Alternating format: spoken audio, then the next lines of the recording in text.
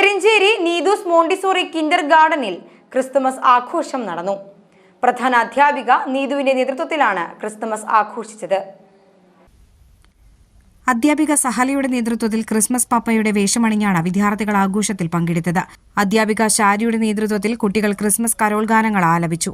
അധ്യാപിക ബിൻസി കുട്ടികൾക്കായി യേശുവിന്റെ ജനനകഥ വിവരിച്ചു നൽകി. തുടർന്ന് കുട്ടികൾ യേശുവിന്റെ ജനനകഥ അധ്യാപിക റിനിയുടെ നേതൃത്വത്തിൽ ലളിതമായി അവതരിപ്പിച്ചു. ക്രിസ്മസ് ട്രീ അലങ്കാരം, കേക്കുമുറിക്കൽ, ഗാന, നൃത്ത പരിപാടികൾക്ക് അധ്യാപിക നിഷ നേതൃത്വം നൽകി.